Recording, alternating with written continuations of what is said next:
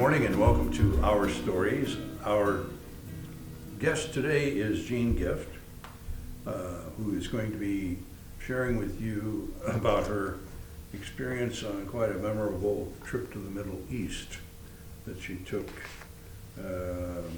not quite 20 years ago. So,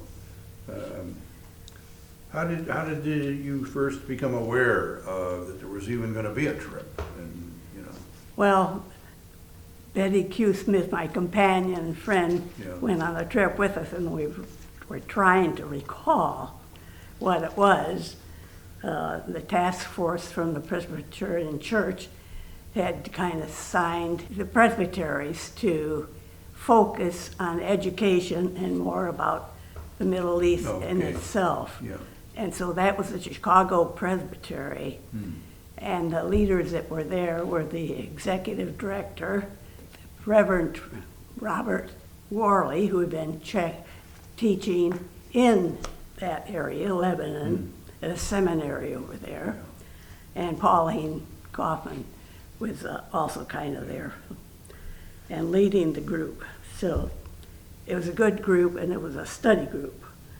We had kind of assignments beforehand. We met, we discussed, tried to learn more about the history of the country and all that stuff. So they really worked to get you prepared for the trip then. Yeah. Well, that's good. And there was a lot to it. So how long were you actually in the Middle East? Well, it was 2005, and it was 23 days in the fall. Wow. Like it was, I think in October to late October to November 7th. And, so you knew from Presbytery that this was it was kind of a denominational emphasis. And Yes. That made you want to go and to be part of it. Yeah. And the task force in Chicago, they really picked up on it from when the GA assigned, wanted the churches to study more about it, peace and justice. Okay. So, on trips to the Middle East, there's all different kinds, Some of them focus on culture, some on food, some on politics, some on religion. What would you say was the major focus of your trip? Really one of education, studying, walking, seeing for the group, walking the steps of Christ to the many areas over there and studying, just strictly from Palestinian. And that's most of the time we spent there, in and around, just around that area before we got to Israel. Yeah. We were in Lebanon and Palestine and Syria. And then the last stop was Israel. And you said before, you had people who, had worked in the area and so forth, who were kind of part of your guides from here. But then when you got there, did you also have local guides to show you? We all had a lot of guides there. We met at the border. One of the guides, when we flew in, and one of the guides got on the bus, and he was probably a little nervous, whether it be the Allenby Bridge or the Hussein Bridge. And when we said the Hussein Bridge, I guess he asked the question, do you know which bridge this is, Allenby or the Hussein? Well, we said Hussein would go. And you could just see a kind of relaxation that came over his face, because the Israelis renamed it the Bridge Allenby, and stands by that today. And the other guides, we had, just in the area that we in, a specialist, in addition to what the leaders were here, they were really the leaders and guides. And ask questions and that, and the specialists that we had. First thing that we did was kind of meet with the group there at the Middle East Council of Churches, which is made up of a number of different churches. So did you have opportunities then to meet and be with, you know, kind of not the guides, but common people Right. that worked, you know, Right. places and so forth. Oh, we did, yeah. Like on two of the Sundays that I remember, we had traveled to Bethlehem, and we knew we were going to be meeting with the family, but Sundays we went to worship, and that was in the church there in Bethlehem, and a Lutheran church, and had the sermon, and then they had our group break up into different places in the homes. And Betty and I and two others were with a family, mother, father, and the son.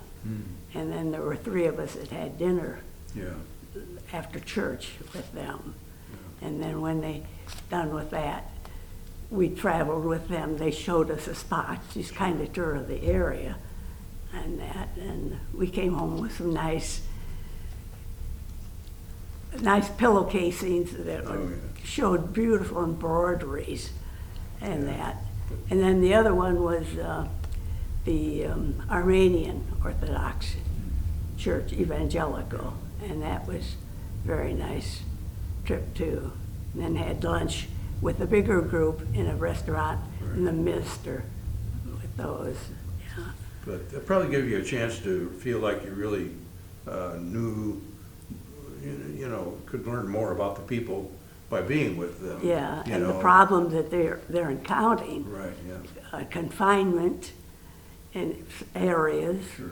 and the water, they hadn't had in Bethlehem the water out of the tank for 2 days that week. So we had, yeah. What did you feel like were the you know, the most important things that you gained, you know, by going on this trip? Just kind of walking in the paths and seeing for myself how everybody was living, the restrictions and that. We visited 2 refugee camps. The first one was in Lebanon, and there the guide we met, she kind of gave a history of the overall and she refused to say Palestine, or she refused to say Israel. She always talked about the land in Palestinian, and so that was a history lesson. And then she led us through all the small area there, Yeah. and how they provided for themselves. The electricity lines were hanging not far above our heads, and just walking through the food market or the stands of where the people were, their carts and their wares. Sure, That was a grocery store, yeah, so to speak. The refugee camp. The other one was at Aida, the refugee camp there. Well, that's what its name was, and that was more closed in. Opened up the gates to that so we could go in and visit for a short time. And I remember climbing up and just looking out over the city, the camp, yeah, and rough, Yeah. rough. Not to get out at all. yeah. Confinement. What were some of the more memorable things that you came away with? Oh boy, lots of them. Hebron, however you want to say it. We had a tour there, walked around. There was a Christian peacemaker there, and that was walking around and just seeing what had happened to that. Palestinians shut out, a lot of things barred up on the doors and the thing. Up above was a settlement, and there was a net from here to there. And there were rocks kind of thrown down. You could see it sitting on the nets. The troubles there. And that's also, I think, we were there in Betty, on her side of the buses, we were going out, because there were armed soldiers on most of everywhere. Yeah. Checkpoints, I don't know how many checkpoints we had to go through. Bethlehem, as I mentioned before, when we went there, before we got there, we had to go through one of the checkpoints. Our guide got out and went to check and see, and he came back on the bus and he said, well, I can't go any further with you. And so we voiced, well, we'll turn around, we're not going through without you. So turned around and we did get to serve church on that Sunday, but a different path. Yeah. Yeah, which was a way of life for many, Sure. trying to go through the checkpoints. Yeah. And in Damascus, a lot of there was a nice museum that we went through and could see the history again brought out. Just a lot of the cities that were neat. Capernaum, could see across to the dome, and the Palestine, and just across the sea. Yeah. We were on Capernaum side. You could see over there the tomb, the tomb dome.